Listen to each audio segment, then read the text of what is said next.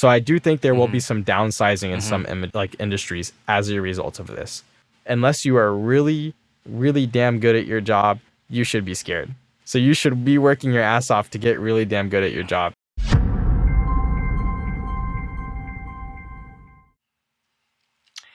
Hello and welcome. This is JIKU Studio, and today we have a very special guest. His name is Lucas Cabela, and he's a software engineer at Meta Platforms. Lucas specifically works in automatic speech recognition and in audio. Due to the nature of his work, Lucas works with research scientists on artificial intelligence on a daily basis. Before his time at Meta Platforms, Lucas was a student at the University of Texas at Austin, graduating with a bachelor's in mathematics, a bachelor's in computer science, and before finishing up, a master's in computer science. Lucas's work in the field of computer science has even been published and cited in multiple papers at top-tier conferences such as the Empirical Methods in Natural Language Processing and the North American chapter of the Association for Computational Linguistics. Today we'll be talking about AI, its implications on the music industry, and what AI really is about. Hi Lucas, welcome to the show. Hey, how you doing, Jack? Long time no see. Yes, it's good to see you. Yeah, Lucas and I go way back from university days, and as I mentioned earlier, he's been working on Meta Platforms for the past few years, and he's a lot of things to share with us. But before I forget, could you please share with us your podcast, Lucas? Yeah. So I do some hip hop and rap podcasting with my friend Nikhil. It's Hip Hop Hype Hour. So we talk about topics like news and hip hop and like our favorite albums and production and stuff along those lines. So no stranger to podcasting, and especially like audio related and production related podcasting. So excited to be on this channel and talking about something a little different than normal. So we mostly talk about kind of news and like music out there, but today we'll be talking more about the production side of things. Awesome. Okay, so let's get the ball rolling with regards to AI and its implications with regards to the music industry. To the uninitiated, what exactly is AI, Lucas? So that's a really big question. So I'm gonna break this into multiple parts, right? Because AI, this artificial intelligence, is like a very large field, and when people think of AI, I think they think of kind of general AI. Or like artificial general intelligence, which is also known as AGI in the field, which is that concept of, one day there will be a AI, an agent that thinks and acts like a human. That's kind of like, to some people would say that's the grand goal of AI. And I think that's what pops in a lot of people's heads when they think AI. But really the term is much like broader than that. It really just kind of refers to any field of computer science that deals with having machinery do kind of an artificial form of intelligence. So that could be something as simple as like some branching tree structures. Like if you have a bunch of if statements structured in a certain way, you can even consider that artificial intelligence. But I think the more interesting thing, and the thing we've seen in the past few years, is machine learning becoming popular and really on the rise. So to kind of provide more color on what that means, machine learning is when you have some program with learnable weights, and you tune the weights and you try to learn some objective for the model. So that's like to give like the 1,000,000-foot view of what artificial intelligence is, right? I think what we're interested in talking about, right, is having some program with learnable weights to try to learn an objective. So, yeah. And to my understanding, AI is like the big umbrella. Exactly. And then within that, it's a subset is machine learning. Yes. And then within that subset of machine learning, it's deep learning. Yes, that's exactly right. Yeah, so to keep going down this rabbit hole, right? So we're already like talking about very specifically machine learning, which is like, you have some model with learnable weights and you're trying to optimize an objective. That was like a very classical form of machine learning. For a long time, you could have like logistic regression or something like that. These are fancy math terms. But what's really come onto the scene since like 2011 in recent years is kind of this idea of neural networks, and specifically deep neural networks. So what does that mean? That's like a form of AI where you have the model that you try in some way to capture like the neurons of the brain, right? That was the original inspiration for the name of neural networks, is it's meant to model that doesn't mean that it works like a human brain exactly, because even our best neuroscientists don't fully understand the brain. But the idea is your neuron, right, is like a central form of computing, and out of it flows information to other neurons. And so in this way, with a deep neural network, right, you would have some base layer of neurons, some base level layer of matrices, and they would extract something very simple, like maybe your base matrix just tries to compute gradients, like maybe it tries to predict edges on an image. And then you have another level above that information feeds into, which is another matrix that tries to produce groups of edges. And then you have another level above that, which maybe tries to predict like objects. And that's how you get this deep structure. So that's where this current level of kind of artificial intelligence that we are seeing so much news about lately sits. It's deep neural networks. Right, right. And so I think AI kind of got into like popular culture the past 12 months due to like the inception of ChatGPT. And Right. I understand that for ChatGPT you can make prompts like, oh, help me code this, or make lyrics for a Drake song if it was about like baked beans or something like that. So Yes. how does ChatGPT even work with all these prompts? Yes. Great question. Great question. So ChatGPT is a specific type of deep neural network called a large language model. So these have become more popular since around 2016.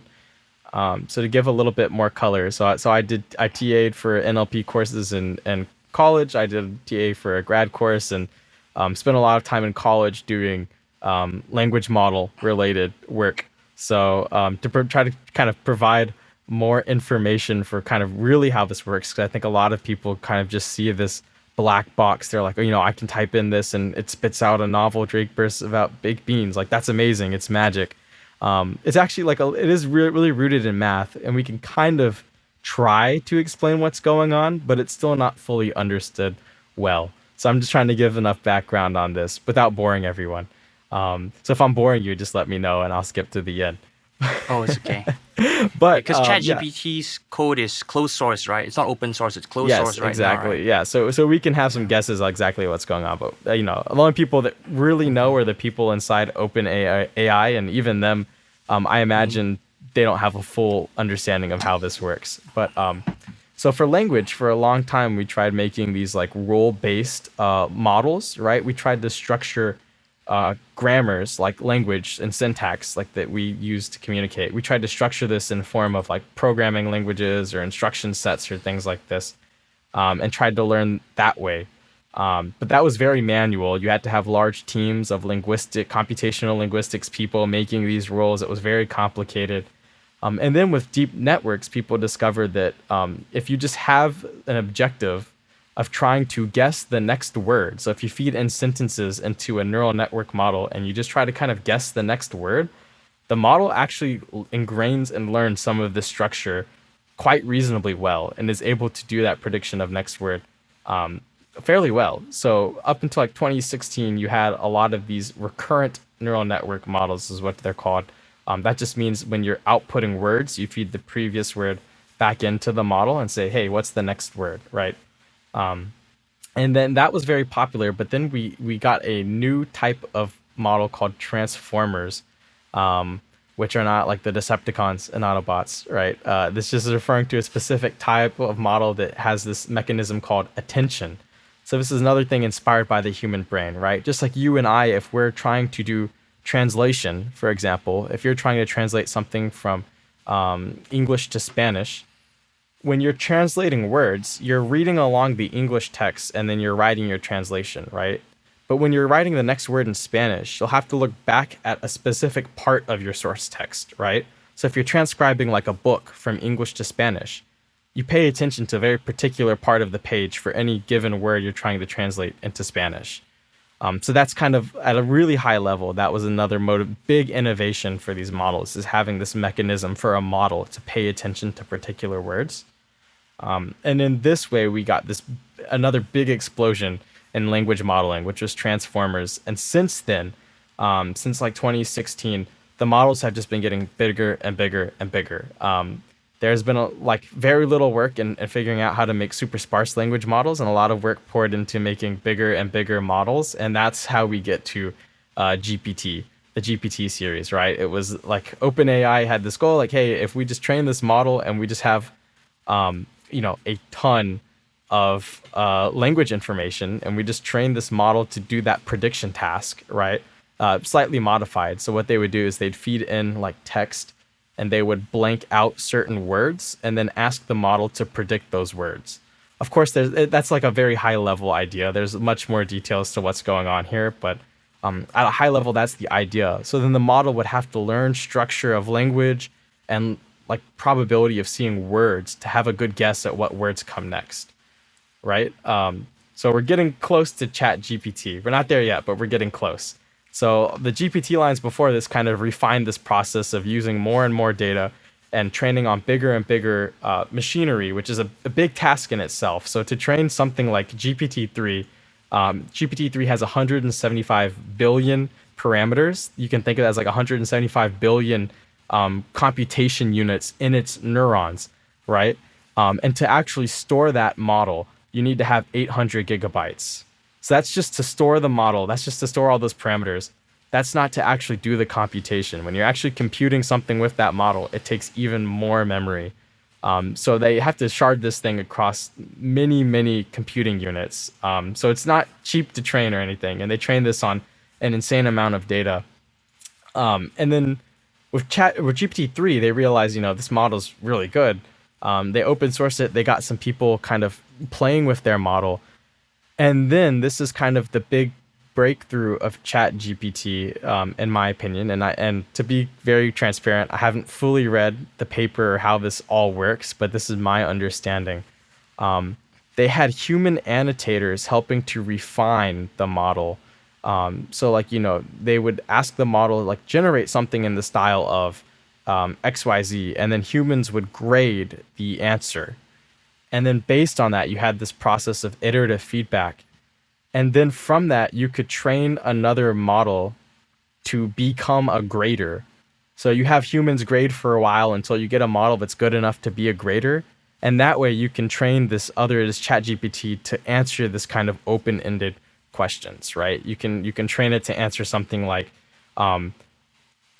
you can train it to be, if I generated a verse about Drake rapping about baked beans, how good would this be, right? To judge this output. And that's how you get to the level that we're at today, at a really high level, right? I definitely encourage you, if you're interested, definitely read more about this. But at a high level, that's kind of how we got to where we're at today. It seems like you have to quantify what is good, because usually when you do logic-based models, there has to be something that you're quantifying, right? And so I think like the counter argument, or rather argument against AI making music, is how do you even quantify creativity? Yeah. So that's like kind of going back to the objective thing I talked about earlier, that these language model, like these neural networks, artificial intelligence is trained on an objective. And the objective that these, like ChatGPT, these big models that we're seeing, big generative models we're seeing now, are trained on, is something called auto-encoding. More or less, it's called auto-encoding. So that means that you give some source text into the model, you blank out some words, you add a little bit of random noise, like so maybe you add some extra words or drop some extra words. You do something to kind of mess a little bit with the representation. And what the model learns is it learns to take this base structure and encode, quote unquote, encode, because that's kind of what it's doing. It learns to encode it into some space, some higher order representation. And then it decodes that into something more specific. So it has some context of like language in a strong sense. So it learns like Drake, rap, beans. It has some latent space for what those words are. And so it encodes that prompt into this latent space. And then it just decodes it as if like, hey, if I was going to see something written with Drake, rap, and beans, what would it look like? Right? So in that way, it is not being trained to be it is not being trained to be creative in a novel context. It's being trained to reproduce things that are likely to occur if things are grouped in this particular latent space. And somehow like that does end up being novel in a way, right? Because there's almost a 0% chance it's seen a Drake song about baked beans in its training data, right? Like maybe that exists on the internet, but before ChatGPT, maybe that existed somewhere, but I highly doubt that it did. But it saw stuff about beans, it saw songs by Drake, and it saw like rap lyrics, and all of those live somewhere in this like latent space representation. So that's how you get this creative. I don't think it's so much that the model is like creating completely novel concepts or things like that. It's that it's synthesizing concepts that you would almost never see occur together previously, and that's what makes this so novel. And I think that's what makes this so appealing to so many people, right? And so if it's like Drake rapping about baked beans versus, let's say, Cardi B rapping about baked beans, I'm guessing every artist has their own like recursion model, and that's how you iterate new lyrics. Is that the right way to look at it? Yes, something like that. So I think this is actually like a really interesting example because I actually did some work in these types of models to generate lyrics and novel lyrics. And what me and my co-authors, what we did, my fellow students did to work on this is we built this in code. We explicitly fed in the artist in a special way to where we just had a model that we had an explicit model that took an artist and put it somewhere in that latent space, right? And so we were doing that explicitly. But that's not what ChatGPT does. ChatGPT does it implicitly. Just by reading all this, it's kind of learned that it can group it. But yeah, that is more or less what it does, right? Like to try to explain latent spaces more, right? At some point in the model, there is like a group of weights that could output. That's like the smallest weights, right? That's the output of what we call the encoder. So it takes the source text and it produces some like fixed number of weights, which you can kind of think as like numbers from 0 to like 1, between 0 and 1, right? So it can be any kind of, where 0 is completely off and 1 is like completely on. That's kind of the way you can think of it, right? You can think of it kind of like a binary weight like that. So the interesting thing about this is like if you have a vector with only one weight, right? With only one weight. So think about this. You have like a single weight, 0 or 1, and it can be between 0 and 1, where 0 is off and 1 is completely on. And I give you a task. I ask you predict if I give you like a song, right? I give you a song and I say predict if this song is good or not, and it's 0 or it's a 1. And I have some like annotation. I ask some human people, hey, rank this song between 0 to 1, like rank this as bad or good, right? You can train a model like that. That's called a classifier model, right? So you can train a model to make a binary decision like that. Now imagine you have like 2 weights, right? Now you can start doing more interesting things. You can say, okay, for the first weight, we'll say it's a good, bad song or a bad song, right? Or maybe, no, sorry, that's still really general. We'll say the lyrics are good or the lyrics are bad, right?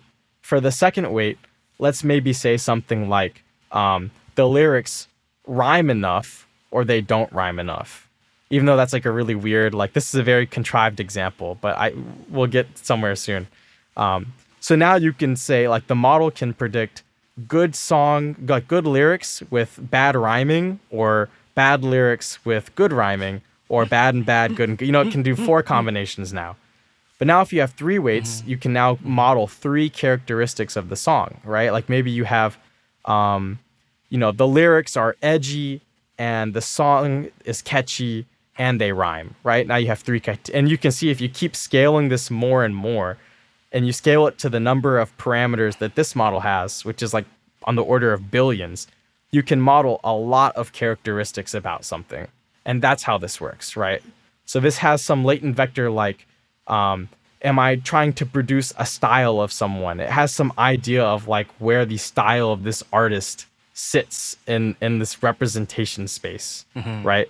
And so for our project, we actually showed that like these models, these autoencoder models, you can actually take their vectors that they output, the one I was just talking about, and you can kind of graph them on a 2D graph. And you can actually see that it learns to group certain artists together, and it learns different spaces. So like for us, for example, we had like odd future artists. We had like, for example, Tyler the Creator and Earl Sweatshirt, and they were over here in like one area of this graph. And then we had like Eminem and 50 Cent, and they were in another area. And then Jay-Z was in another area, and Kanye was a little closer to him, but he was also kind of close to Eminem. And like, so you could actually see that it does learn something like this. And now just imagine it has a something like that for millions of characteristics, right? And that's how we get to kind of this representation and the power of the models today. Yeah. So the inputs for the graph were the artists, and was this something that you worked on, or was this another project that you encountered? Right, yeah. So this was something that we worked on, and that's exactly right. It was the artist, but it was a little more. We actually fed like a biography of the artist, so we were a little heavy-handed. We fed in information that said, this is Eminem, he is from Detroit, he was signed to this label, he made these albums in these years. So it was very like explicit. The beauty of like these large language models like GPT-3, ChatGPT, is they've seen so much data on the internet, they don't need to be told that explicitly. They have read Wikipedia. They know Eminem is an artist from Detroit, and they know that he was signed to Interscope or whatever label he produced music on.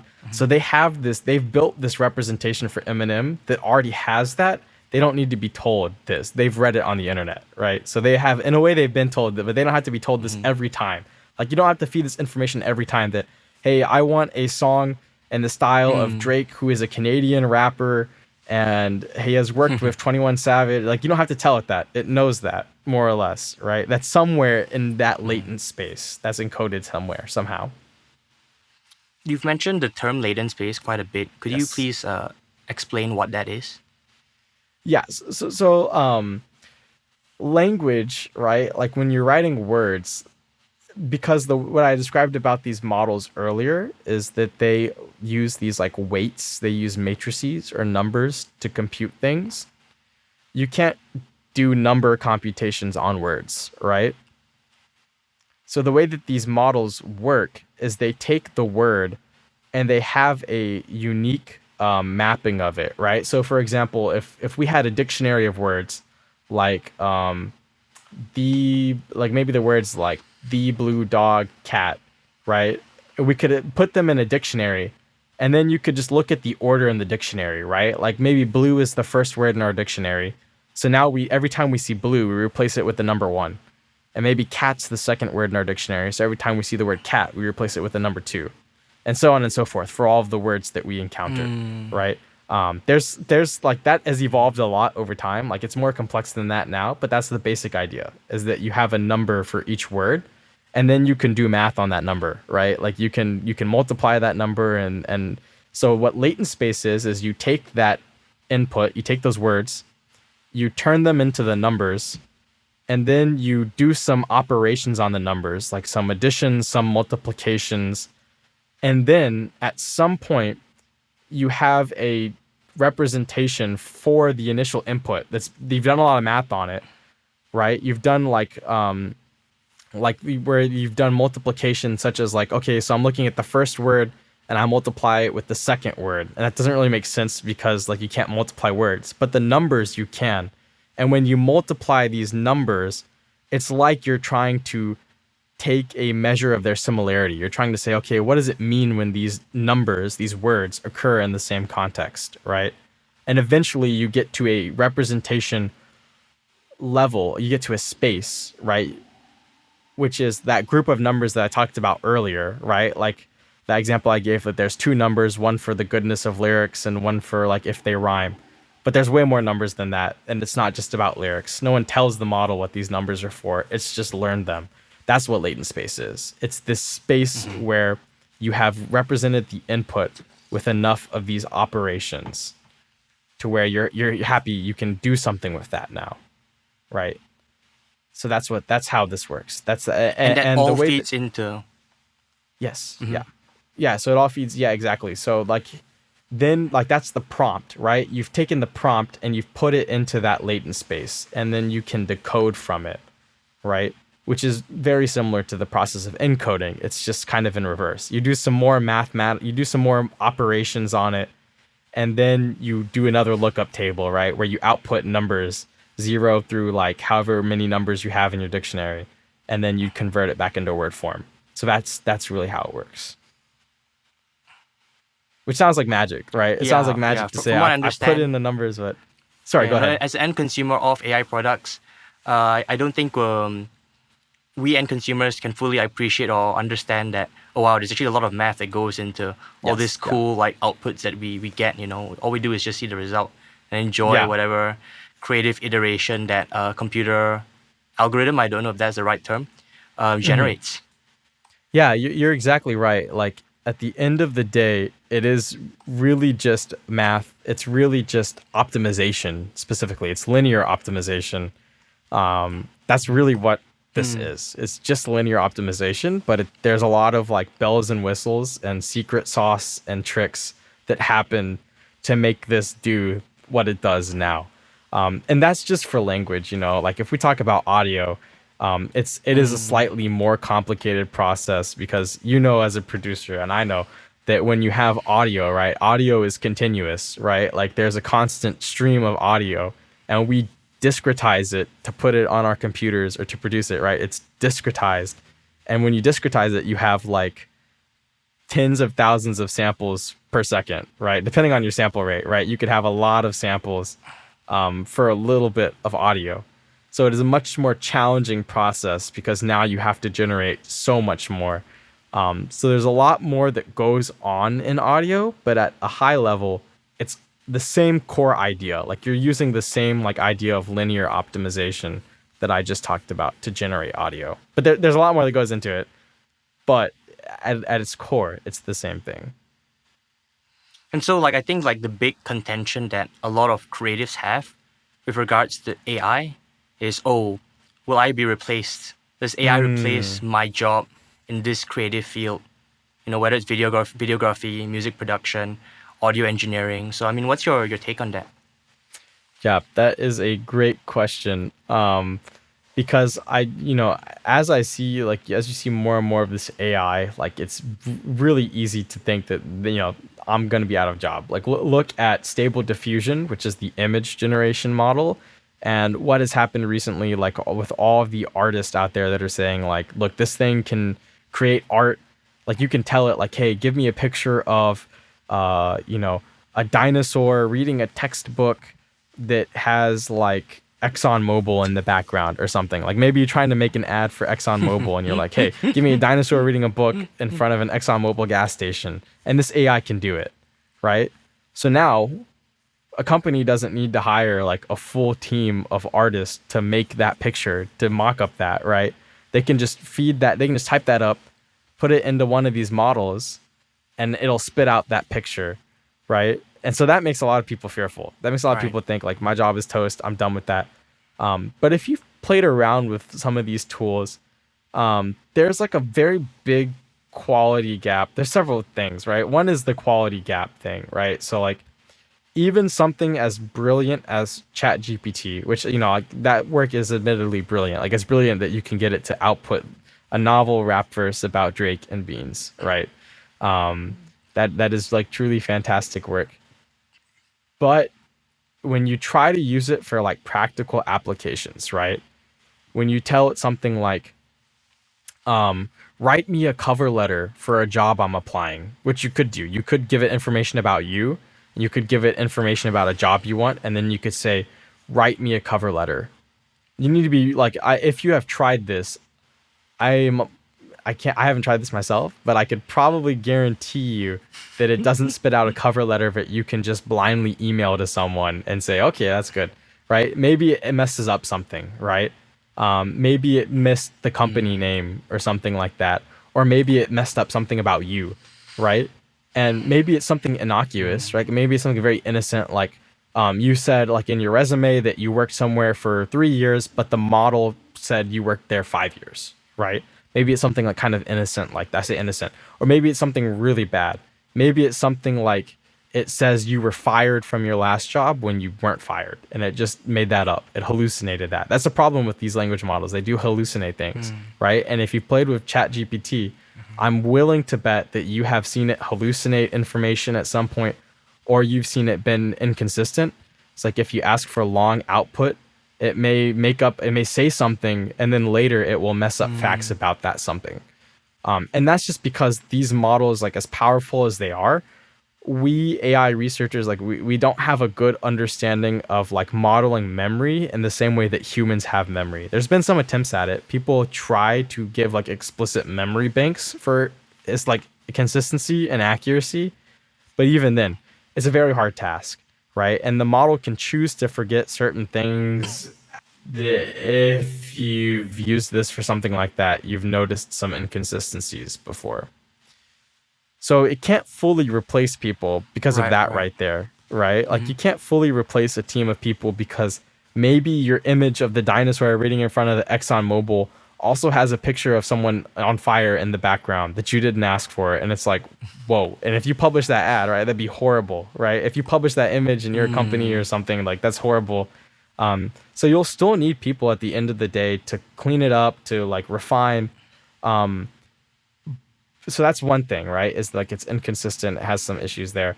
The second thing that I talked about earlier that I don't think enough people are talking about are the majority of these models are not in a commercial use state right now. So they're still very research oriented, which means two things. One, the way that people are training these models, and I've seen there's already been some discussion around this, right? Like I've seen already people are like, I'm going to sue OpenAI or Stable Diffusion or whoever because they used my pictures to generate this art and I didn't sign off on that. Well, my rant about that is you probably did.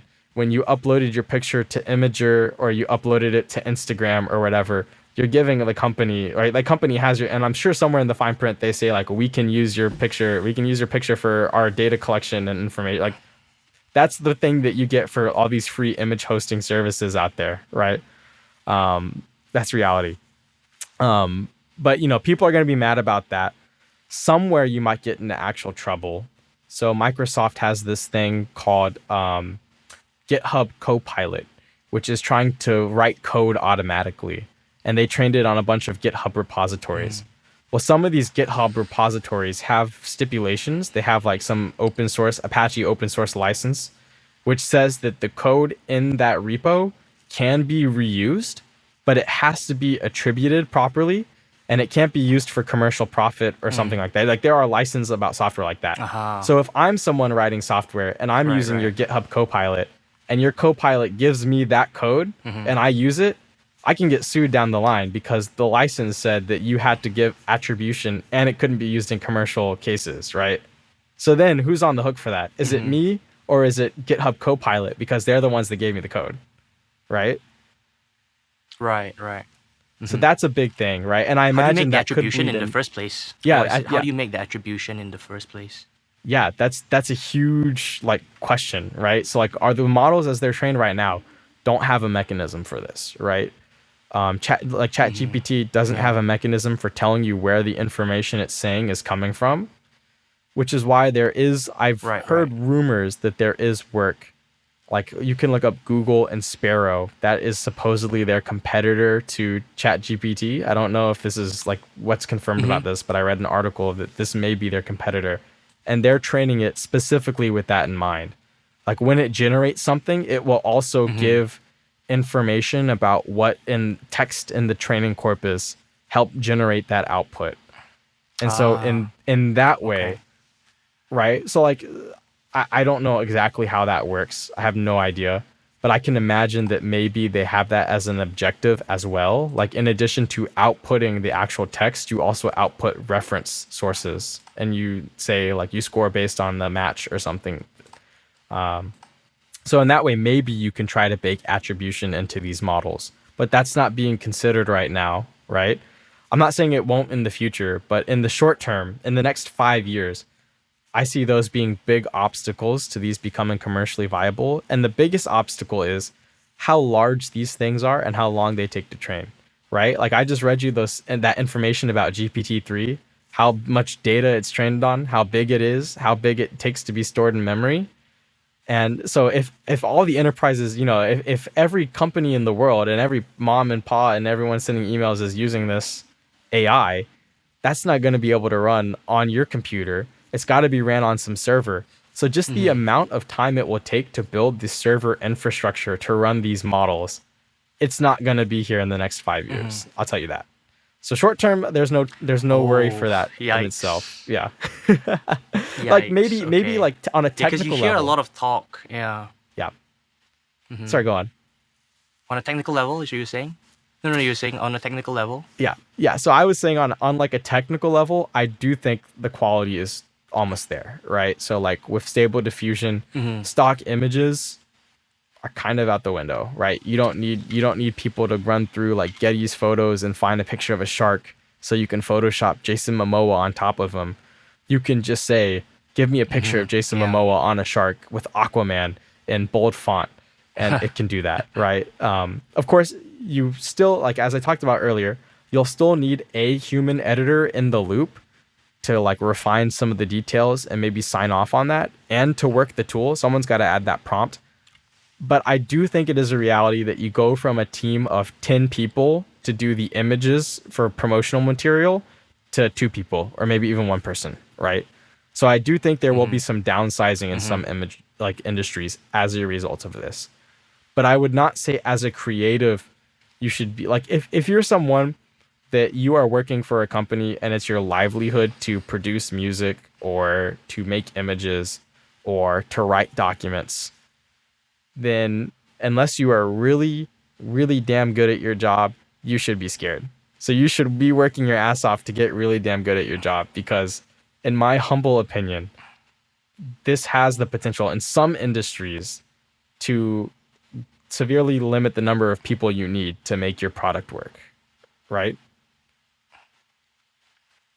Right. I mean, before we even make this an economics lesson, which is obviously not the focus of this podcast, I mean, I guess my question then is, okay, so there's an obvious downsizing, right? So what are the skills you would need to stay relevant in the future that will have AI in creative industries? What are the skill sets you need to stay relevant? Good question. In the next 5, 10, 15, 20 years? Yeah, so I think this is a big one, right? Like what I just talked about is like knowing the technology. Like I'm not saying you need to understand the math behind it.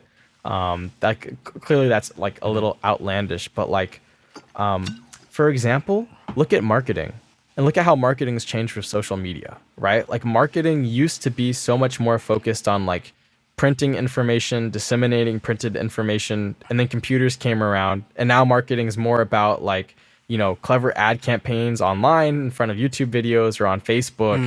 And now marketing, even for small companies, is like, how well can you work social media, right? So just like everything else, like if you understand the tools, you will do better. So if you're in those industries now, I would encourage you to be an early adapter and start trying to play with the technology now, because there are like, what's the word I'm looking for? There's idiosyncrasies. There's idiosyncrasies of the technology, right? There are, if you write your prompts for ChatGPT in a certain way, you can get I ChatGPT wasn't allowed to, when it initially came out, right? They had safeguards where they wouldn't let it output like, this is a bad example, don't do this at home, but they wouldn't let you output like racist stuff, right? Like it wouldn't generate anything racist, because that's been a big problem of language models for a long time. They're trained on the internet, people are racist on the internet, so the language models output racist stuff. They wouldn't let you do that. You can't ask ChatGPT like, give me a like racist rant. It won't do it. But you could ask it to pretend it is racist. You can ask it, pretend you are a like racist person. What would you have to say about this community of people? And that could get you a racist prompt. If that could get you racist text. So like that's a really extreme example. And that's a bad example. Don't do that. But like to put this back on the creative side, right? Maybe you're in audio, like, right? Like maybe you're a producer and you want like a catchy drum loop, right? I guarantee like there's a way of prompting where you can just say, give me a catchy drum loop. And that will spit you out something that may be like par for the course, right?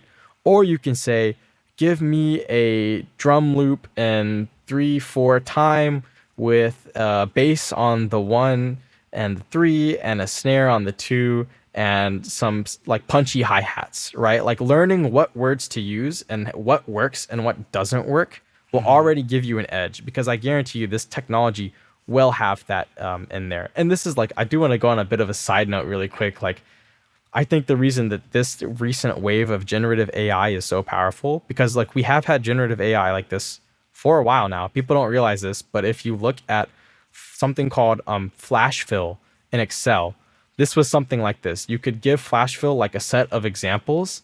So you could say like, for the name Lucas Cabela, I want you to output LK.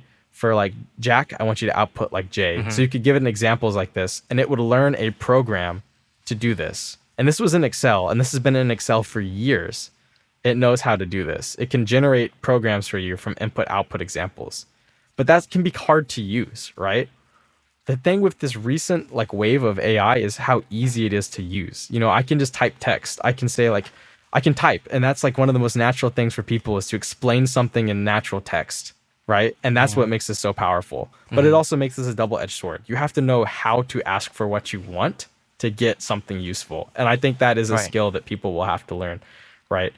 Just like with another example, with Internet Explorer, right? With Chrome, with Google, like if you're going to search something, knowing the keywords to search and how to search is it's more important to being like a skillful person in like many information industries where you have like in computer science, right? When you have to Google something, knowing what to ask is almost more important than knowing the answer already, right? Right. So I guess that's kind of good for, I guess, the next generation, right? Because they'll be ideally in the education system, they'll be taught how to ask the right questions and how to essentially problem solve. And so problem Hopefully. solving might not look like, I just know the solution because I was taught to rote memorize this. It's more of like, okay, this problem's unique. How would I dissect this problem, and how would I build that skill set of dissecting problems in general, even if they are unfamiliar? Right. Hopefully that's the skills that we're teaching people, because I do think that is the skills that people will need moving forward. Yeah, 100%.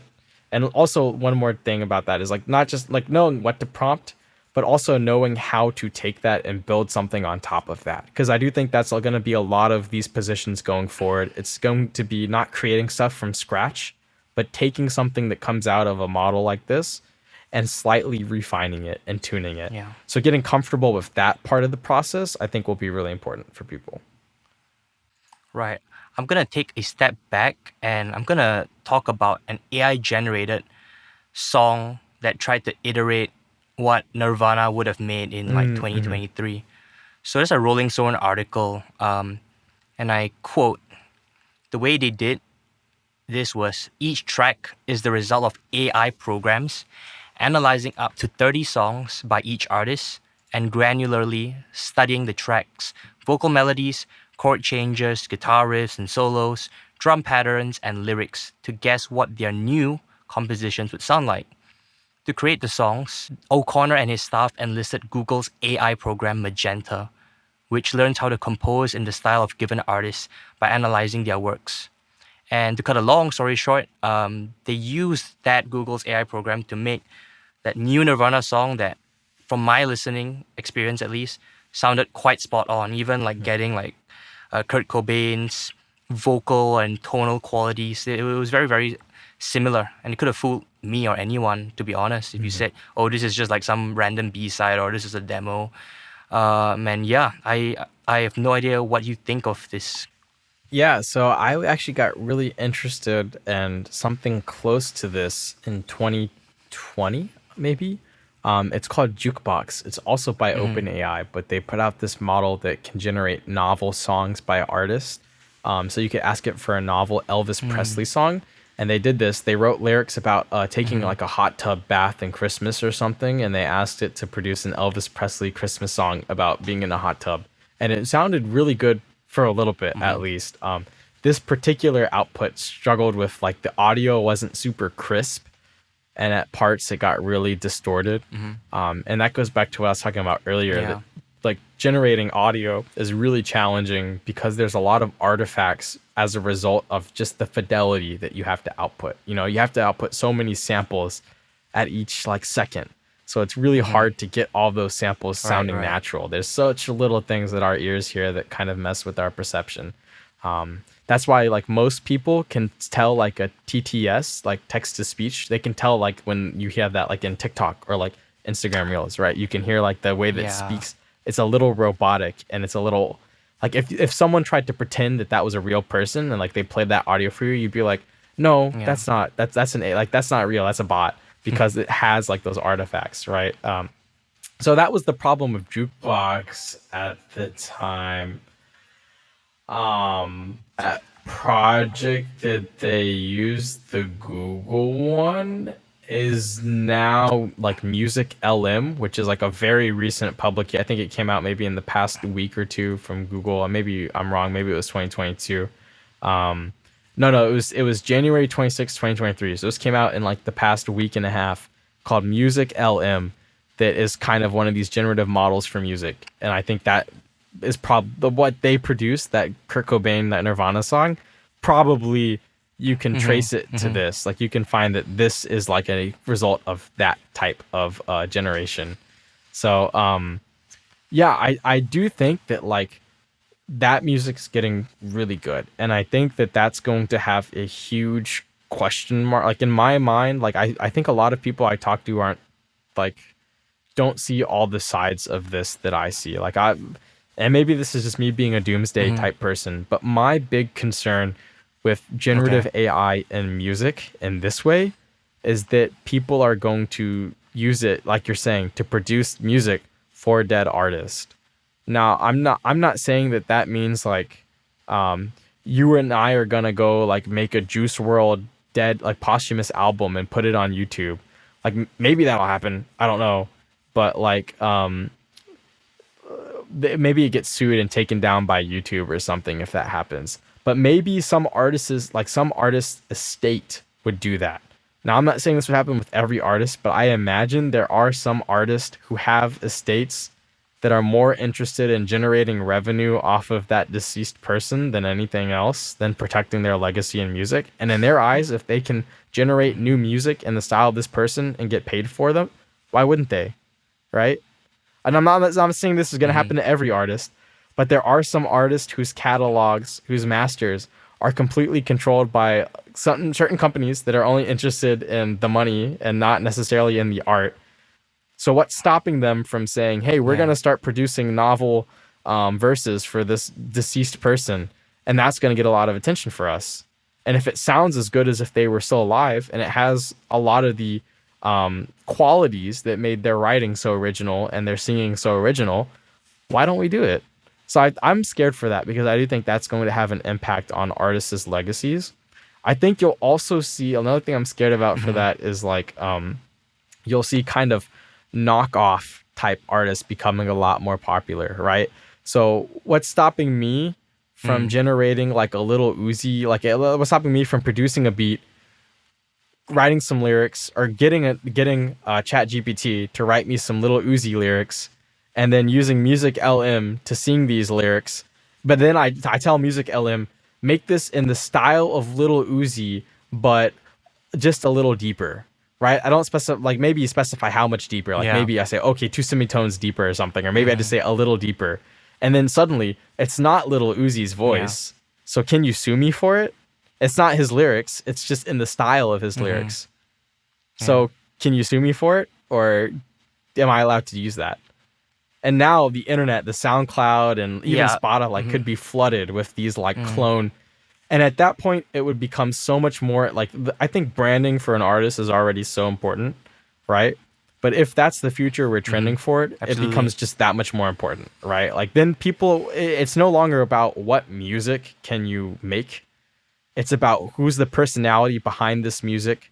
What can this person do if I see them live? Are they interesting? It becomes much more about the artist and less about the output, the art. And I'm a little scared for that, to be completely transparent. Because I do think that is like a very real reality in creative industries that we could be trending forward. If anyone can make something like a Mona Lisa, then like what's protecting the legacy of like these famous artists, the personality, the story behind it, right? So I think that's going to become more important, and I think that's kind of why you're seeing an explosion recently of these very eclectic type artists, right? And like I do think there's also like a certain element of like novelty that's going to separate like rising popular artists and not. Like look at something like 100 gex, right? Like so I think something people like about them a Mm. lot is just how like out there they are and how like interesting, right? Like and that's why like, you can have a copycat, but like if you don't come up with that original idea, right? I think that's what's gonna make people really stand out. And I do think we're trending towards like very like eclectic music becoming more popular as a result. So it almost seems like in order to quote unquote make it in the music industry now, you have to be more audacious because Yes. that's just harder to replicate and harder to copy, whether it's another human copying you or an AI assisted with a human copying you. Is that what you're trying to say? That's exactly what I'm trying to say. Yes. Yeah. I don't know if that fully answered your questions about this particular work with Nirvana. Maybe you had something more specific that I didn't cover there, because I know I went on a little bit of a tangent about using AI to make songs for dead artists. But so like, if you had anything more specific Oh you no, wanted not at me to all. cover there. Yeah, we can backtrack to that in a bit. But Hmm. before that, I was just gonna ask. But don't you think like consumers are smart enough to know or decide where they want to put their attention to? If like you're just like yet another Elvis impersonator, albeit with an AI, I'm sure consumers are smart enough to know. Oh, you know what? This guy's just a copycat. Like I don't really care for him. There's nothing interesting. I want to believe consumers are smart enough to at least be able to differentiate a good artist from a bad artist, quote unquote. Right. That's why I'm saying like the novel, like the personality of the artist will become so much more important, right? Because like Mm-hmm. if who's like an artist that got really big off of TikTok recently? Help me out here. Which I think if Maybe Kid Yeet is Leroy. it? I'm not so sure. Yeah, maybe. Yeah, something like that. Like, if Oh, this Young Gravy, artist can Young Gravy, Young Young Gravy. Gravy, yeah, sure. If Yeah, Young Gravy can get really yeah. popular on TikTok really quickly, um Mm-hmm. I'm not, and like I said, maybe this isn't going to happen in the next few years because like the generative AI is not that commercially available yet. But like, what's stopping like someone in a basement from like 20 minutes of effort to make like a very, very similar song and put it on YouTube? The only difference will be like the personality, right? Mm, But then like this is another thing that I think like people have been gravitating more and more recently towards like niches of music, right?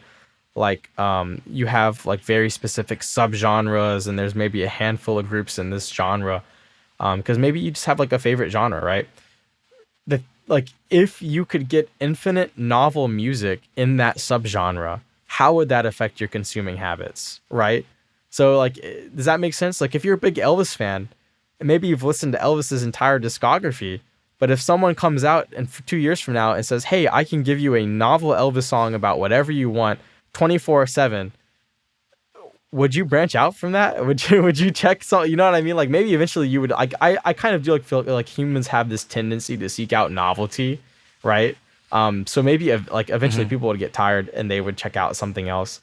But I think that might affect consumer habits a lot. I'm not saying this is a guaranteed thing, but I do kind of wonder what the impact of that will be. At the same time, we're maybe moving the other way too, that like short form content has become so popular recently that people are getting less and less attention span and seeking out new stuff more and more. Mm-hmm. So maybe that pulls it back in the opposite Yeah. direction, but maybe it doesn't.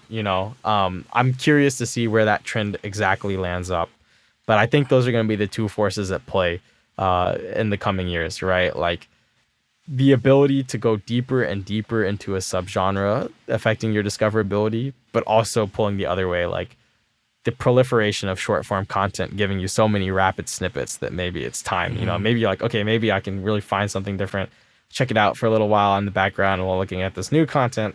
I don't really know how those two forces are going to interplay, but I think it'll be interesting for sure. You could argue that the consumer benefits because he has no shortage of choices and arguably in good quality. I mean, who knows what the quality would be like, but as a consumer, it seems quite exciting. Yeah, that is one thing, but also like that's just to go back to my fear mongering point.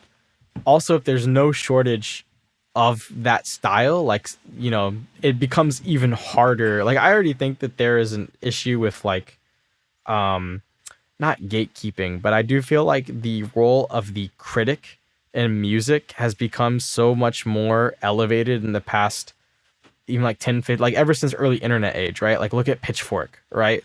Look at Anthony Fantano, right? Like all these music reviewers that get Oh insanely yeah. big followings.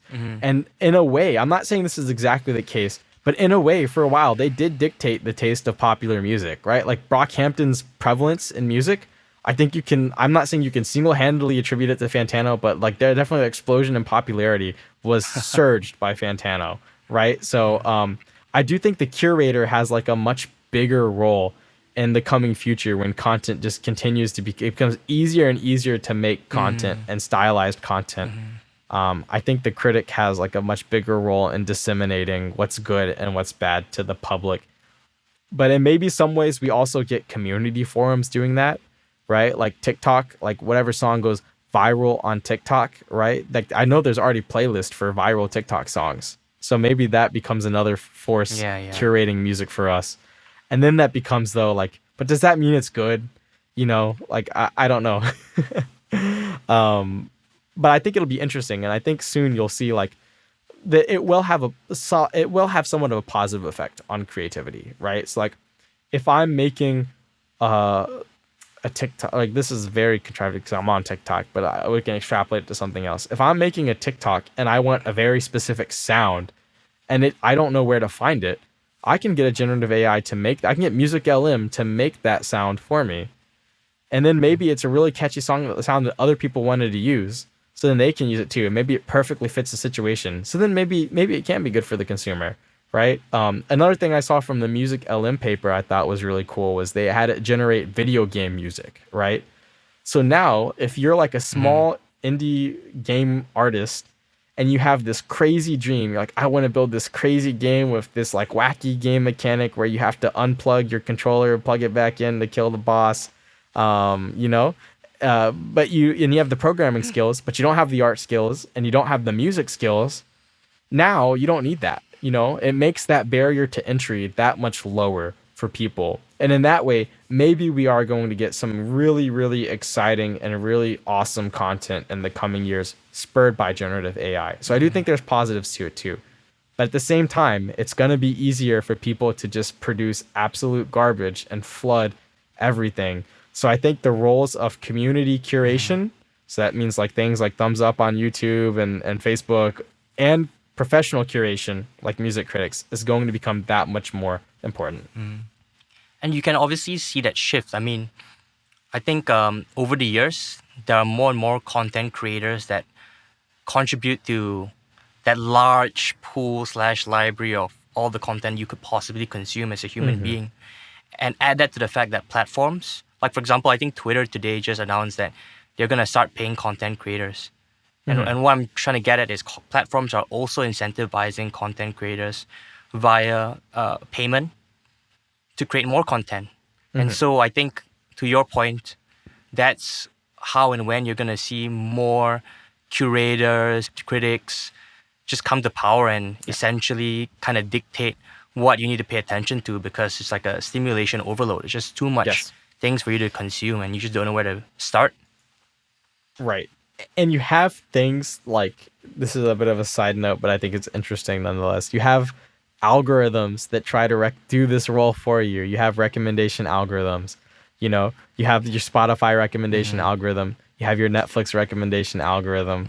You have your Facebook post recommendation. You have your YouTube video recommendation. Those kind of try to fill this role. But the thing about those is it's a little bit of a feedback loop, right? Like, how does that learn what to recommend based on what I, a user, interact with, which is based on what it recommends? So in that way, you get stuck in this feedback loop. And that's how you get some really crazy recommendations out there. And I think that is why it's so important for like these other curators to step in, because it kind of breaks that cycle that sometimes these like recommendation Mm-hmm. algorithms do get stuck in these bad cycles, right? That's why you had things like graphic, Right, right. like very graphic, very disturbing YouTube videos getting recommended to people, or like live, like I think there was like a time where there was these really weird like children videos that were popping up on YouTube. It was like Spider-Man and Elsa type stuff, like really weird videos that were getting recommended to children because of this algorithm. And if there is no third party stepping in to say, hey, this is complete garbage, don't show your kid this, don't have this recommended, nothing's going to break that. So it is important for community and curator to play a role there then. Right, right. I mean, I guess it's going to be quite scary for kids growing up in the current slash next generation, right? Because with the proliferation of content, where is, maybe gatekeeping is not the word, where is the filter where this is age appropriate? But Sorry, could anyway, you? Yeah, moving back to I music. think that's an interesting thought. Yeah.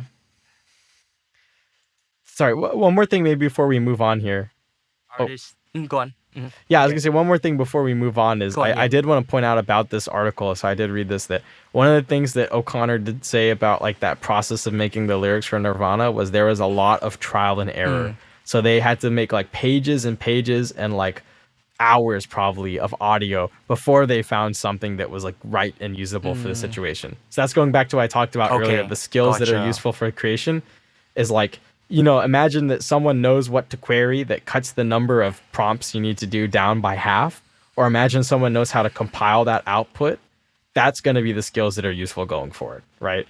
And a little bit that is taste, right? Like, do you have taste that people like? And that goes back to this critic discussion we were just having, right? Like, if you have good taste, and I'm sorry I can't qualify I can't qualify it better than that, but if you have taste, right? Like, I think I've seen the interview with Rick Rubin, right, where he's talking about that. The guy's like, what do you do? And he's like, I don't produce. He says, I don't know any instruments. I just know what's good and what's not, right? I know what sounds good and I know Yeah. what I like, and that's my skill set I bring. As weird as that sounds, I think that is going to become a valuable skill going forward. Shout out to DJ Khaled. Yeah, yes. Oh man. Yeah, I mean, I guess going back to O'Connor's thing, from what he said, and I quote, the more MIDI files you input, the better. So we took 20 to 30 songs from each of our artists as MIDI files and broke them down to just the hook, solo, vocal, melody, or rhythm guitar, and put those through one at a time. If you put whole songs through, the program starts to get really confused on what it's supposed to sound like. So you had to break it up.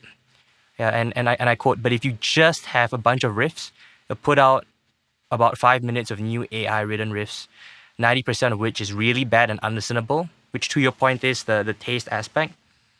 And so if you're listening through and just finding little moments that are interesting, that's how you get good music based on what Yep. O'Connor said. So yeah, I think from now it seems like there's less work to be done at least. So it's just asking the right prompts, it's curating it, and that comes down to your taste. So it seems like maybe it's just easier to output music.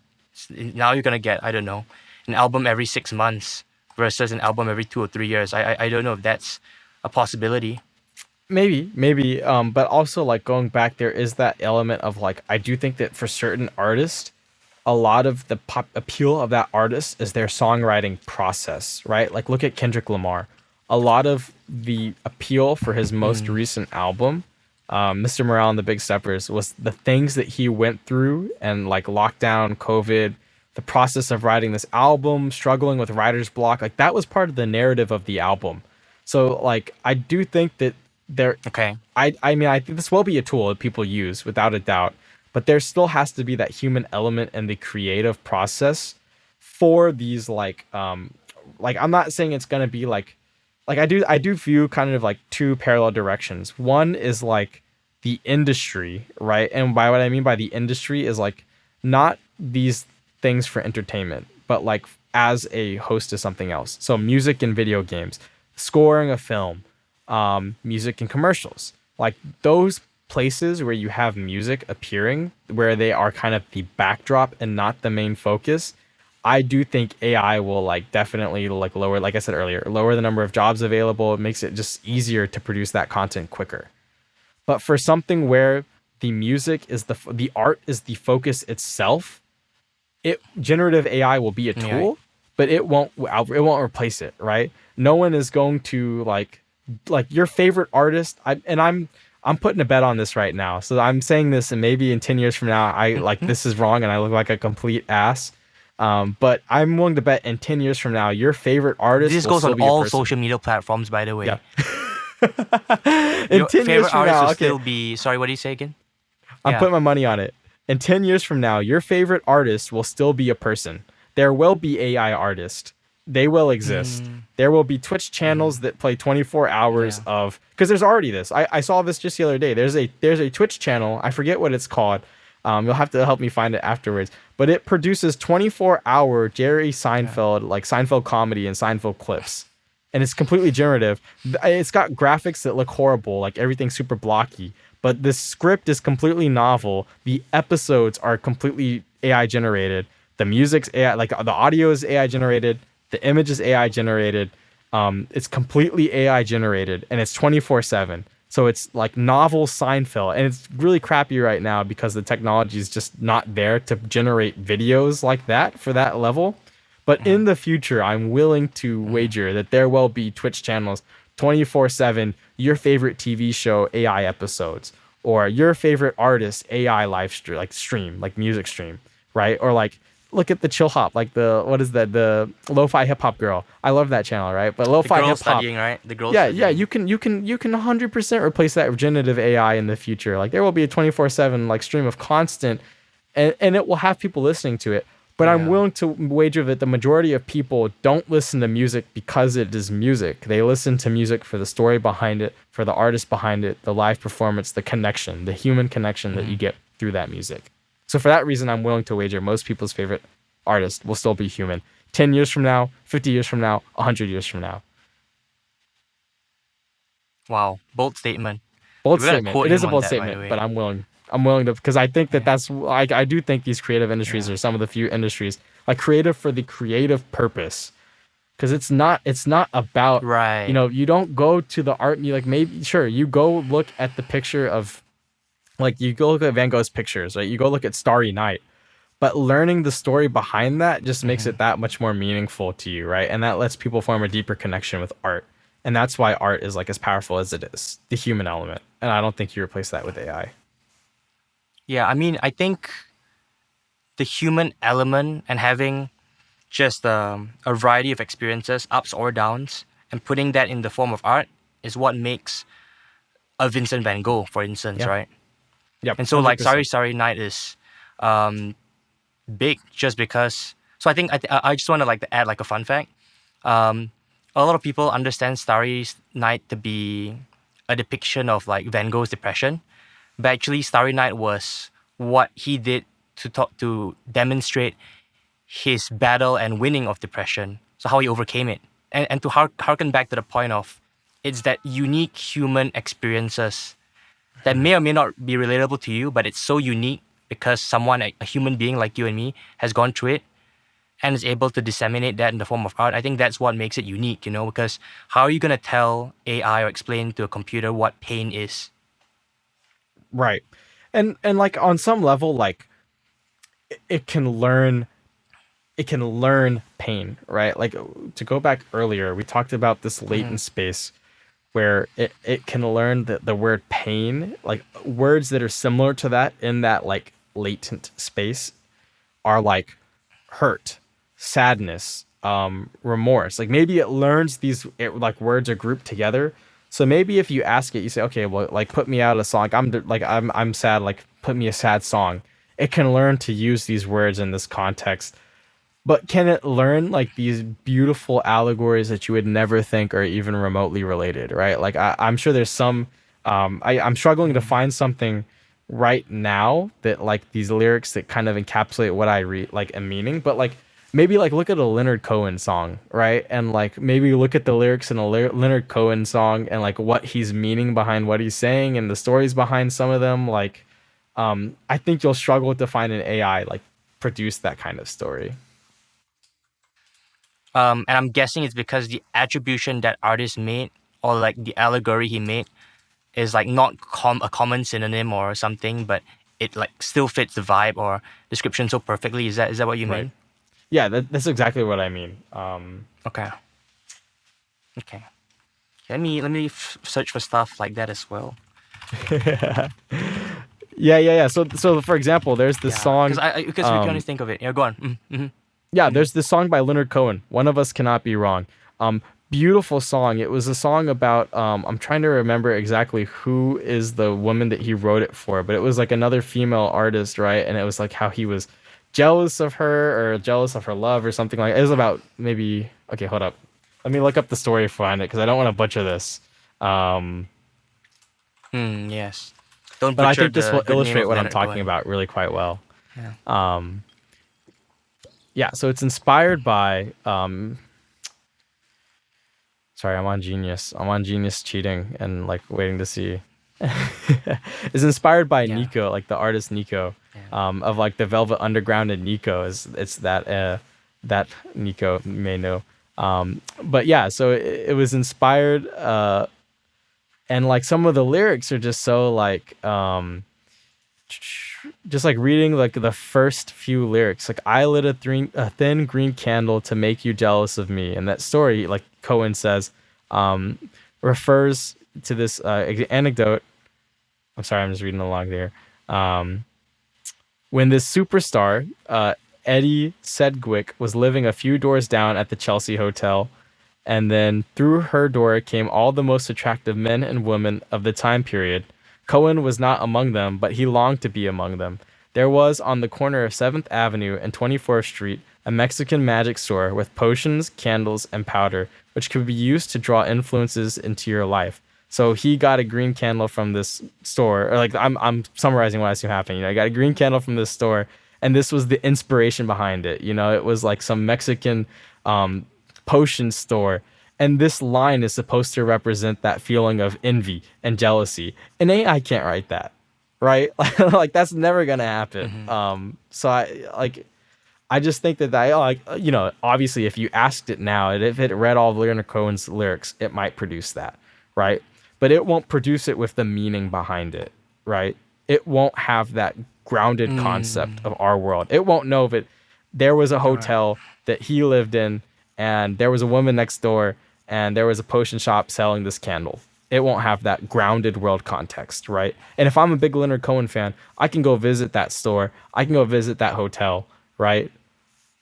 And that makes that human connection so much more, right? And it's like that at the end of the day, AI won't have that, right? At least not for a long time. Maybe like that general artificial general intelligence that lives in our world will have some understanding of that. But yeah, exactly. It's not that human element. Just to give one example. And the thing is, I think you can make the argument that two people can have similar life experiences, but have totally different interpretations and perspectives on it, and thus create two different forms of art for the same experience. Right, 100%, 100%. I mean, you get this experience with like students like painting like the same still, right? Like you have like a still, and the students you're supposed to paint the still, and people's paintings will look completely different, even with the same subject matter, right? I do think that's 100% true. So let me ask you about things looking forward, right? So are there any recent developments in the world of AI that you think might pose a threat for artists in the short term? Short term being 2 to 5 years from now. Is there anything that artists should be worried about? Artists being music, visual artists, creative industries in general. Yeah, to go back to that discussion we had earlier, I do think that this generative AI, like at least for some commercial applications, it'll be ready a lot sooner than you think. Now, I'm not saying that it's going to be running on everyone's Word.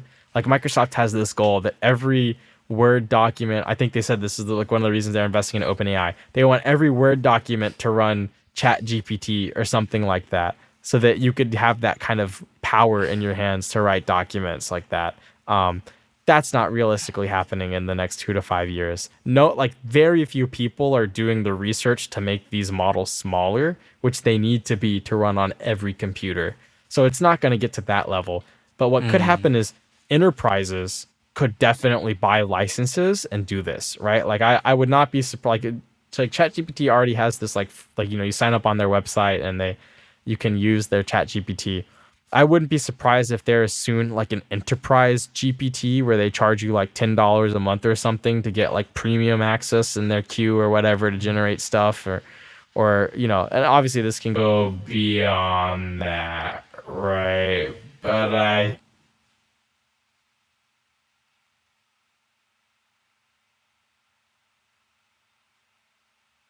for making their background music, for making their stock photos.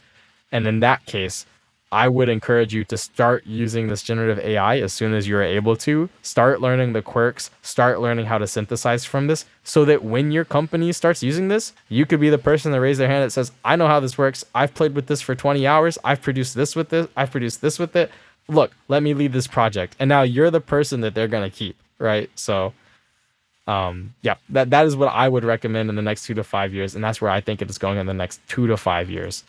I don't think you're going to see things like plugins, like like plugins in your DAW or something like that like you and I could use, at least not for cheap, because like I said, the compute for these kind of AIs is just still way too high. And as like in my day-to-day work, we focus a lot on trying to save compute because we do care about money and spending money, and it's a hard problem. It's a hard problem. Not enough people are working on it, in my humble opinion. So I don't think it's happening in the next 2 to 5 years that it's running on everyone's personal computer. But for large businesses that can afford it, I think it might start. What are some good resources for listeners on this podcast use so that they can equip themselves with AI related skills to stay relevant? Great question. Definitely like just trying to keep an eye on these projects and checking them out yourself. So like if you're in image generation or like stock photos or Photoshop, anything like that, I think Adobe, like Photoshop and NVIDIA are big drivers in like computer graphics and generative AI and graphics. Try to see if you can get in, like, I don't know if they have a beta program or something, but like try to see if you can be a beta user and try to adapt those features as early as possible. Try to start using those in your workflow. Even if they're kind of a little disruptive to your workflow and seem like hard to use, the sooner you start familiarizing yourself with it, the better, right? And similarly for like, if you're someone who writes documents, you're a copyright writer, maybe like I know there's something like Jasper AI that helps with like copyright. Like there are tools in pretty much every profession. There is some AI tool trying to solve this generative problem right now. And even if it's not perfect and it's not going to replace your job today, start checking these tools out and start reading through as much as you can. Join public forums about them because other people learn. Like I'm sure there's like Reddit pages for each of these things. Like ChatGPT probably has a Reddit group, and Jasper probably has a Reddit group, and Stable Diffusion's AI generator probably does too. Join those groups, see what other people are making with them. Try making stuff with yourself. That's really, I think, the best resource. I don't think you have to invest a ton of time and like learning the math behind it unless you want to become an AI researcher and like play with it yourself. And really, really understand it. I do think that's a little overkill. Just playing with the technology and trying to learn how to use it, I think, is the right way about things. So basically, you got to embrace the concept of being a lifelong learner. Yes, yeah, 100%, 100%. Don't be complacent. And I really do think that this is like going to be so big in so many industries. Like even something like people that copy numbers in Excel sheets, because an Excel sheet is like something you can feed into a program. You could feed in an Excel sheet and you could say like, output take this Excel sheet and remove all of the quotations and output me like something completely different. And it might learn how to do it. It might be better at doing that than you would think. Right. So like, I think no matter what your job is, if it's something non-physical, if it's something that you're working at a computer on software, try to start seeing what generative AI is out there for that software and start adapting it. Because I think that I'm not saying like you're going to lose your job, right? Like clearly that's like, but you may have to like, maybe a lot more disbursement. That's what I'm saying. Like you're not going to have 10 people teams working at a company anymore. Maybe it goes to like a 1-person team. Now maybe more companies have these dedicated teams. But at the end of the day, I do feel there will be some reduction in some industries as a result. Not to say it's completely catastrophic. Like this is a little bit of a side rant, but people are like trying to make this out to be like, oh, if you don't start using this technology now, you're going to be unemployed forever, and you're completely screwed, and. But like in the same way, in the Industrial Revolution, people were saying these machines are like going to replace all of our jobs forever. That's not what happened, right? People just became factory workers and started working with the machines. And now, instead of having like 10 people to create like one quilt, right? One person per quilt, because they could use this machine to help them sew that much faster, right? So I do think that's the way things are going, right? It's not going to be a 10-person team of making music for a video game anymore. It's going to be a 2-person team, and maybe you just have more of these video game studios popping up and more content popping up, right? But at the end of the day, like there's kind of only so much you could do, right? Like if you only need 2 people per team, maybe some areas will be downsized, right? And you'll just have to shift to a different job. But I think as long as you start learning the skills now, you'll be in a better position for sure. This is kind of like a stretch for question, but it seems like with AI, even if you are in an industry that is more logic-based, like let's say you're an accountant or working in an asset management firm, it seems like with AI, the redundant tasks are just reduced. And then what the value add that you're going to have in the firm is what you can contribute creatively. Is that fair to say? Yeah, 100%. That's very fair to say. Even programming, right? Like I'm a programmer, right? I write computer software. I don't think we're immune to this either, right? Like we have already seen these models. Like the ultimate dream of a programmer, is writing a program that writes programs, right? And I think this AI has that ability. And so then it becomes a lot less of like, anyone can write super boilerplate code now, right? In the future, right? In the future, anyone can write a program to open a file and read all the numbers in like a middle column and then like close, like do some math on it and then like write it back out and close it. That's going to be like 5 keystrokes, right? Because you're going to start typing, it's going to auto-complete it for you. Maybe you edit one line and then you start typing, it auto-completes that for you, edit 1 or 2 things, and now your program's done. So like if you are someone who's only like scratching the surface there, if you're doing very, very simple task like that, that's going to be gone. But if you're someone who has to solve like an incredibly like dense challenge, like maybe your company wants to cut the number of machines that your code is running on. You want to save money, so you want to make your code more efficient so it uses less compute. It's going to be a lot harder for an AI to fully understand all of the way that these elements interplay together, right? Like, because, if I'm working on like AWS or something, I have to understand how my code runs when it's deployed on a server somewhere. And having that complex world understanding of how all these elements interplay together is what's going to keep me in my job, right? Like even your best like ChatGPT isn't going to fully be able to understand those complexities.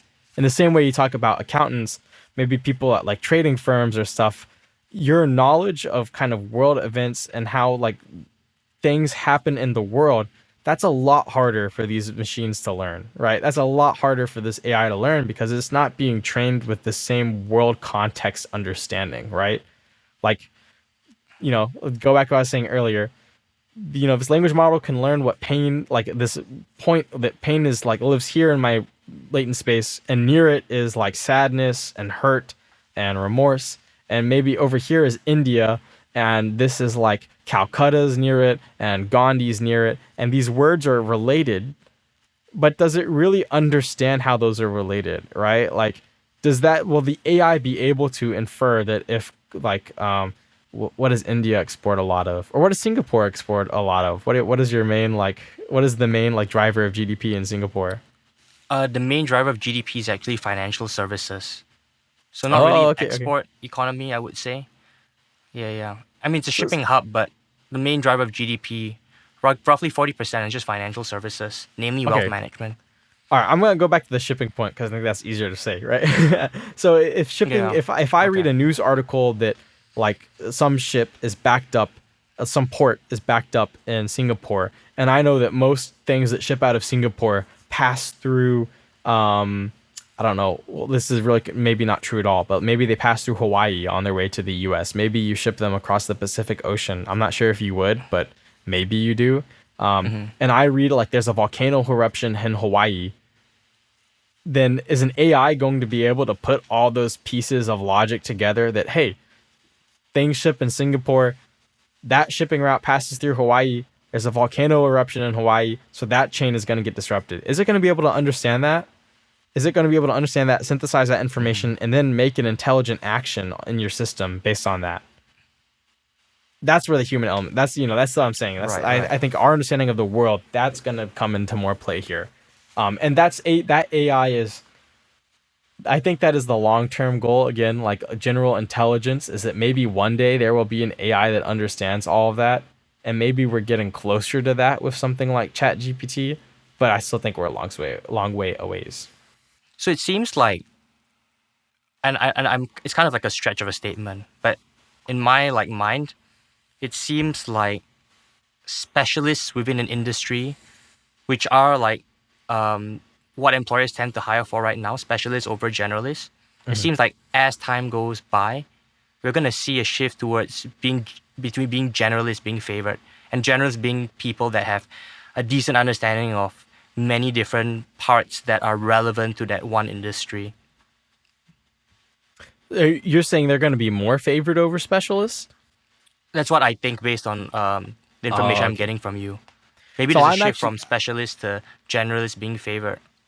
so I'm actually saying the other way around. I think a specialist will be more highly valued with Okay. these AI tools because the work that a generalist might do is very surface level work, right? Like maybe this is really limited because I work in computer science, but when we have a generalist in computer science, we have someone that knows like a little bit about a couple of different areas. We could ask them like, "Oh, hey, write me like code that is like a server code. Write me a server code for a website," right? And they can write like they know how to write the structure. They know like the boilerplate.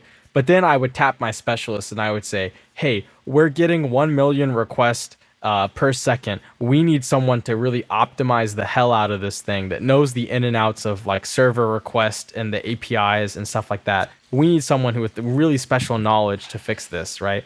The generalist is going to go away because now the specialist can use GitHub Copilot and write that boilerplate server code themselves in a matter of minutes, right? And then they're going to be able to focus more time on optimizing. So I think it's going to be the other way around. I think that the specialist is going to thrive more in the future economy, and the generalist will be more in trouble because, if you're a generalist in music, maybe you can create like a little tune, but you don't know how to like what really drives, to be like someone like a Rick Rubin, right? To be someone with like a very good taste, eclectic taste that knows like very specifically, like, hey, I heard that there was like this hi-hat sounds like it's sitting a little too high in the mix, bring it down. Someone who's a mixing expert is going to be more valuable, right? Than someone who's just a generalist that knows a little bit about mixing, a little bit about mastering, a little bit about instruments. Because like it's going to be at the point where you can get an AI to get you to the 90% mark, but you need someone to get it from that 90% to the 100%. The last 10%, that's what's going to be Right. like, that's what you're going to have to hire for. And that's what you're going to have to build your skills for. I see. So it's the fine tuning that is what is needed. Right. And I want to add a little disclaimer. I'm talking like I know exactly the way the world is going to move in. Like this is just my theories and my speculation. It's not 100%, but this is the way I see things kind of going right now, and I'm betting on. But maybe I'm wrong. But yeah, I don't think it hurts to be a specialist. Yeah, I don't think that hurts to be a specialist. Oh, for sure. I think that's also a fair statement to make, right? It doesn't hurt to be a specialist. Yeah, that's fair. Yeah, I mean, like if you look at what's coming out of Singapore, so there's a Singapore company called BandLab. So they are like a music tech company, and to put it very simply, it's kind of like Google Docs but for like DAWs. So to my understanding, you can collaborate on a piece, so on and so forth. But what BandLab is doing right now that I thought was interesting is, to my understanding, you can master songs on their platform and it's free. Yeah, BandLab mastering. There you go. Sound like a pro, get instant results on the website now. So I don't know. I don't know if that will replace mastering engineers, but maybe to your point, if you're like a really good mastering engineer, the AI can't beat you. Right. But like going back to my point, that AI can do that first pass. It can do that rough mastering where like, that work of just getting your Mm, like different levels, like, oh, I want my drums to sit kind of like brighter, so we need to raise the high end on the hi-hats. That expertise is going to become more important. That very specific knowledge is going to become more important. mhm. If that makes sense. That's Right, my right. opinion at least. But because that bulk of the work is kind of, oh, it's okay, but but because that bulk of the work, or at least the rough mastering, is has been kind of been settled with AI, it seems like sure you still need that one fella who's a specialist to Mhm. fine tune from 90 to 100%. But it seems like because that 90% of the work is done already, you have less incentive to pay that mastering engineer. Instead of paying him $100 an hour now, like, hey, I just need to fine tune stuff and check at the end. So I'm only going to pay you $20, for instance. Isn't that a possible threat for people who are in that sort of field of work? Maybe. I'm not like a super well versed in like the labor market and economics. So Mm-hmm. that is definitely Mm-hmm. like a possibility, but I also see it more as like that specialized knowledge will become a lot like more valued. So I actually kind of see it going the other way, that if you're like a Mm, real specialist, I think you can make even more. But that again kind of hurts the generalist, like someone who only has surface level knowledge and like a craft or an area is it mm-hmm. will maybe get paid a lot less. Cuz maybe if I get if I'm paying you who maybe I say you, not you, but like if I'm paying someone who doesn't know a lot about mastering to master my song, you know, then they're what are they gonna do in the future? Maybe they just run it through an AI and then tweak a few knobs, and then that's not worth a lot, right? But if I'm paying someone to master and mix and like really do the final touches on my like major blockbuster film, and I need this to be like the like if I really care about the music that's going into this film, right? Mm-hmm. Then it Mm-hmm. becomes that much more important for that person I'm paying to be like an absolute expert. And then there's only a handful of people in the world that are experts at scoring blockbuster films, right? So that makes them even more rare and even more valuable for their particular skill set, right? If that makes sense. That's kind of how I view it. I think there's like a story. I don't remember if it's a story or something like that. There's something I've read somewhere. It was like, there's a CEO, and then like it's about Stack Overflow. So the joke with computer people is like we just Google everything and look it up on Stack Overflow, right? And Mm-hmm. so some engineers Mm-hmm. doing Right, this, and right. the CEO is finding out that he's using Stack Overflow, and he says, why should I keep paying you $100,000 a year to just look stuff up in a Stack Overflow? I can get an intern that can do the exact same thing. And the engineer's answer is, well, how's he gonna know what to look up in Stack Overflow, right? That's why that person gets paid Right, $100,000, right. because having that knowledge of it, what needs to be tuned or what needs to be like queried, is that much more valuable. Oh, absolutely. I mean, from my experiences, and I don't claim to be an expert in audio production either. Hmm. I do notice that when people produce and end up mixing and mastering on like isotope, specifically ozone, I was like, okay, how do you like master it? And usually because of how accessible ozone is, now it's ozone 10 is the version. Hmm. Yeah, people master on ozone, but from my personal experiences, it's very rarely sounds good. There is obviously a way to tweak ozone and to sound good, and there are courses from people I like a lot that have ozone mastering courses. Hmm. But I think that kind of brings to the point where what you're seeing right now in music is there are a lot of there's no shortage of amateur artists, but there are very few artists that are really good, and I think that's kind of what makes the music industry so unique because Hmm. some people say it's winner take all, but I would just say that I'll just put it this way. I think people have a very finite amount of attention that they can give, and it's essentially just allotted to like the special few that can cut through the noise. And you're not going to cut through the noise from being 80% there in your mastering and production and all that. You're only able to cut through the noise at being 100%. At least that's my like nebulous take on it. Yeah, I like that a lot, and I have to agree. Okay, let's wrap up and I guess do some closing notes on what we've discussed so far. So, to my memory, AI is not a threat in the next 2 to 5 years for creatives. Hmm. And to your point, you think that human artists, not AI artists, but human artists will still be relevant 10, 15, 20, 25, 50, even to 100 years from now, simply because the human element, the human experience put into art is so unique that an AI can't recreate that. Or at least an AI that we can think of now can't recreate that. Right. Yeah, that's exactly right. Yeah, but just to go back to that point about people and using AI in the next 2 to 5 years, like I don't think in the next 2 to 5 years you're in trouble, but in the next 10 years, I do think being a specialist will pay dividends. So my words of encouragement are start like finding that area you want to specialize in, start using those kind of AI tools, like start using that stuff now, because in the same way that computers completely changed the landscape of how we do just about everything in like 2000s, I think generative AI and AI in general has the potential to be that kind of next thing, right?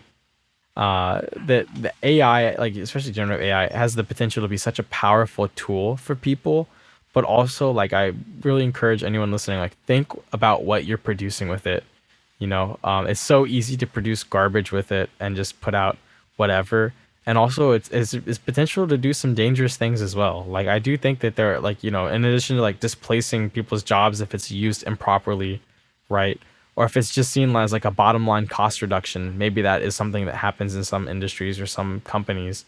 But also like, we've been talking about like these very like artistic angle on things, but generative AI also has the ability, like it's learning powerful representations about images, about language.